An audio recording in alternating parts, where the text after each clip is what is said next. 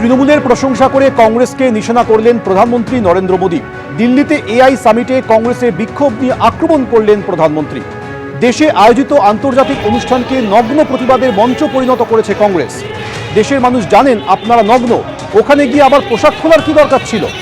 শতাব্দী প্রাচীন দল দেউলিয়া হয়ে গিয়েছে। নিজের দেশেরই দুর্নাম করতে ব্যস্ত কংগ্রেস।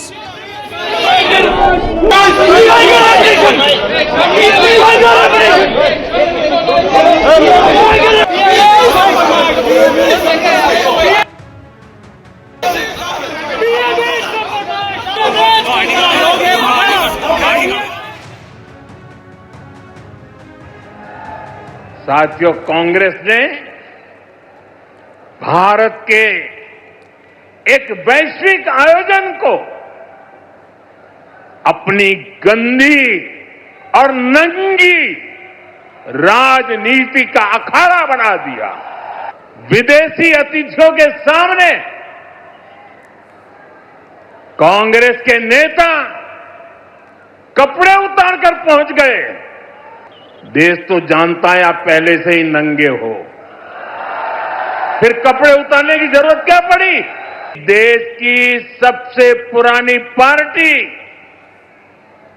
वैचारिक रूप से कितनी दिवालिया हो गई है, कितनी दरिद्र हो गई है।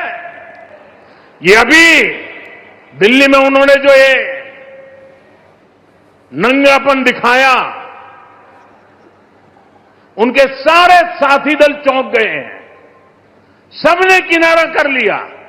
क्या उसमें कोई टीएमसी के लोगों ने पाप किया है? नहीं किया है। डीएमके के लोगों ने पाप किया है? नहीं किया है। बसपा के लोगों ने पाप किया है? नहीं किया है। फारूक अब्दुल्ला जी की पार्टी ने पाप किया है? नहीं किया है। अगर आपको प्रधानमंत्री की कुर्सी पर बैठना है तो पहले आपको जनता के दिल जीतने पड़ेंगे। এই মুহূর্তে আমাদের সঙ্গে রয়েছেন দেবাংশু ভট্টাচার্য। দেবাংশু, এআই সামিটে কংগ্রেসের প্রতিবাদ নিয়ে সরব হয়েছেন প্রধানমন্ত্রী, যেখানে তিনি কংগ্রেসকে তীব্র আক্রমণ করছেন। এটাকে আপনি কিভাবে দেখছেন, যেখানে প্রধানমন্ত্রী তৃণমূলের প্রশংসাও করেছেন? শুধু তৃণমূল কংগ্রেস নয়, যারা যারা এই ঘটনা সমর্থন করেনি উনি সবারই তো নাম নিয়েছেন দেখলাম।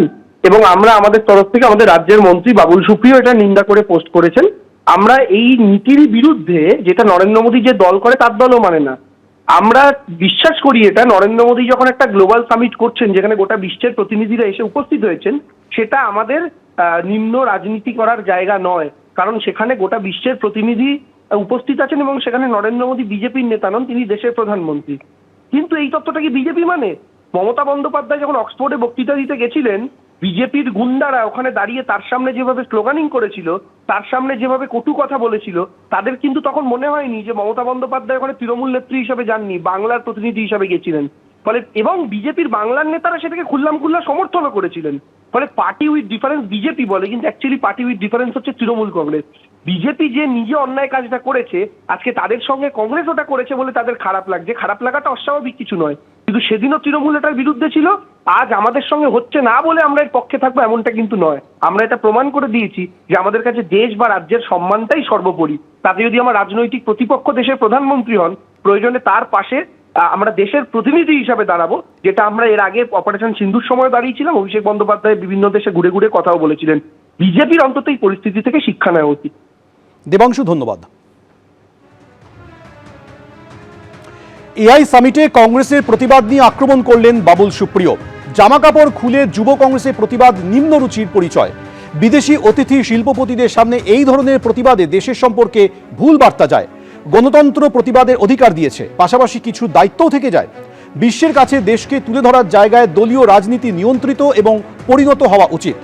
রাজনৈতিক বিভেদ নিয়ে সবসময় লড়াই করা যায়, কিন্তু জাতীয় সম্মান বিকিয়ে দিয়ে নয়। সোশ্যাল মিডিয়ায় পোস্ট করে লিখেছেন রাজ্যের মন্ত্রী বাবুল সুপ্রিয়।